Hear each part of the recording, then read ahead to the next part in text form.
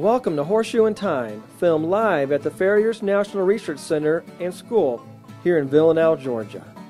Hey, if you want your horse to be active, whether it's showing, trail riding, or pleasure riding, he needs to be healthy, in good physical condition, and properly trimmed or shod. After all, a happy horse makes a happy owner. In 1989, Ralph Casey began using a high-speed video camera and an adjustable shoe to study how to make horses perform better and run faster without injury. Casey became the leader in the field of farrier science. His research sparked such an interest, a group was formed to build the first Farriers National Research Center in the world. The purpose of the Fnrc is to continue the study of shoeing and balancing a horse, not only to make the horse perform better, but to stop some of the serious injuries created from improper shoeing. Today, Casey can make the horse perform better and run faster than ever before. Horse owners are fortunate to have access to the only Farrier National Research Center in the U.S. dedicated to the study of farrier science.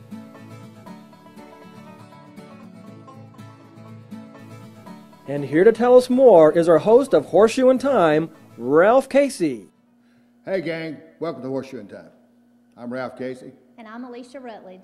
Alicia, we got a great show, and because we're going to talk about something very controversial, I think, because we get phone calls from all over the world, and we're starting to get a lot of mail because we don't have enough time to answer every phone call immediately, so a lot of people write, and I'm tickled to death that you guys are doing it. But the thing we're going to be talking about is, when should I shoe my horse? When should I trim my horse?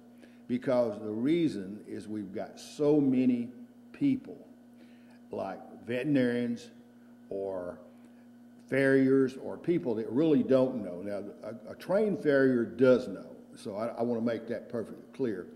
And I want to try to get this out where the folks out there will get to know what's right for them and their exactly, horse. because it has a lot to do with what your horse is doing. Mm-hmm. And even now, trainers are starting to say, well, I don't shoe my horse. Well, a lot of them don't ride it. And to give you a good point. Well, you can feel the difference too. The rider can. Sure. So. And the thing about it is, this is the only research center studying farrier science in the whole U.S. of A, and probably the only one in the world. Somebody was telling me they had one in Austria, but I'm not sure because I hadn't been over there yet. But I'm going to plan to go in and see what they've got. But every time somebody says they've got something studying farrier science, when I go to look, they don't. But you're not basically just studying problems. You're just studying how to prevent problems. Exactly. And we get a lot of mail. People think that we study sickness and so on. Our main objective here at the Research Center, and you can take a look, and when you're looking at the research, it's a small facility in reality. It only covers 10 acres. Mm-hmm. And so we have everything here, not everything that I would like to have here, but we have a lot of things we have worked with for the last 15 years studying farrier science. And what our objective is try to prevent a lot of the injuries. And just maintenance. Exactly. And to give you an example of a horse trainer, the last clinic I did for a horse trainer was John Lyons. I was out in Colorado at his place. And he wanted me to come down and look at his horses because they were getting sore. And I looked at them, and the feet looked terrible. I said, who's doing your feet? And he said, I am. I'm trimming them. I don't ride them much. I said, John, you need to get a professional farrier. I said, you got one high heel, one low heel. That means one leg's longer than the other, and so on. So that puts them off in their backs, too. Yeah. It makes them sore. Well, that's the reason we're really promoting our tape, our disc, that people, and it's free. And they can order this, and you were really into it when you first saw it because it was illustrated. We worked on this for a long time. And it takes you through the grammar school of shoeing and trimming. Right.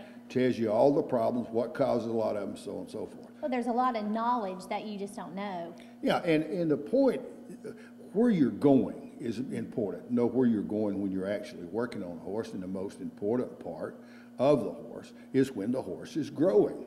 That's the most important part. So if you're going to really pay somebody or put money into your horse, that's where you should put it. But what is really bothering me, and everybody out there should be bothered with it, is when people are talking and getting up, and I'll tell you the reason why. So I want to try to go back to square one and to where the problem started. Years ago, one of the first associations that ever really got out there and really they didn't get out there that much, was the American Farrier Association. Now here's their testing procedures is sort of like our testing procedures. Ours is starting to change since we built the research center. Is how fast you can make a shoe and how fast you can shoot a horse. Which necessarily isn't the best. And accuracy is not a big thing Yeah. because in reality, they don't really put a lot of emphasis on where they're going. And I learned that going around the country, testing and talking and asking questions. But the problem started with the horse owner is when we started doing a lot of horse owner clinics, I'd ask questions. I'd say, who do you think the expert in farrier science, veterinarian, or farrier? And they'd say veterinarian. And I'd say, why? They never heard of farrier talk. Farriers don't like to get up and talk about farrier science. And even the conventions and the horse events, when it comes to farriers' work, you got a veterinarian stuck up there. He don't know the first thing about farrier science. Here's a vet, Stephen O'Grady. He's never went to horseshoeing school. He's going around preaching horseshoeing, and he ain't got a clue. He couldn't pass our grammar school test. But I mean, I'm telling the truth. Yeah. And then you got Because they don't deal primary in that one subject. in that field, they should Right. stick to their own field. And I'm not against them. I just simply think it projects the wrong image to the horse owner. It tells the horse owner, and he's sitting back, well, he must know what he's talking about. So a lot of times your vets should be in contact with the farrier too if there's a problem. You and bet. If listen it's to something each to do, other. anything to Yeah. do with the science of shoeing, you need a good trained farrier. And a lot of people are calling, and a lot of farriers from all over, and we'll look at a few scenes here, from all over the world come here to learn how to fit what they've designed on the horse, know where they're going and why they're going there.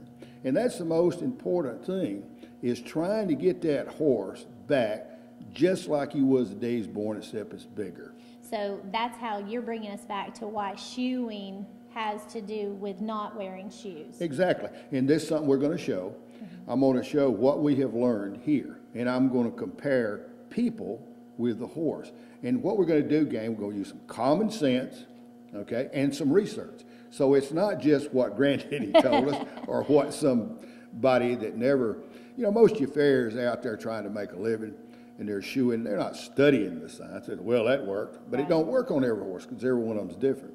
So it's very important to get back to the research. We should have did this 100 years ago, not 15 years ago. So when it started, well, you can take a look. We started very small. I started running a camera across the field. And the reason was because students would ask me questions because we have a farrier school here. In reality, that's what keeps the doors open. But it got me interested, and I started, because I couldn't answer their questions. They'd ask simple questions, because generally the most simple questions is asked. Well, with by the people that don't. cameras, you can slow stuff down and pinpoint it because you might see something, but I might not because you're trained to see it. And so before you slow it down. before we stop for a commercial, I want to say this. We're going to be in out west, and we're going to be out in Kansas at the Kansas City Dodge Days? Dodge Days. Okay. And we're going to be out there in person, and a lot of folks are going to we're going to meet you, and hope we meet you, and especially a lot of our folks that watch us by television. They hope you'll be there. They'll see me. Oh, yeah. They'll We'll see be me there. shooting balloons out of there, and I'm going to shoot one off of Lisa's head while I'm riding my horse. And I'm going to show I them could just shoot one off your head. And a lot of people don't know, but I do train horses. And I had a little blip I wanted to throw because I'm training this deer. And I got the dog and the deer, so you can see here I'm throwing my hat up. But I'm trying to get the deer to pick the hat and bring it back to me, and I ain't got to that far yet. Oh, boy. But anyway. You're always into something, Well, Ralph. the thing is, animals are like us. The same, we're creatures of habit.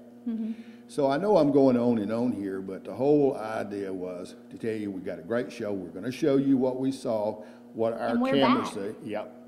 So we're going to hold up, stop for a short break. We're going to be right back.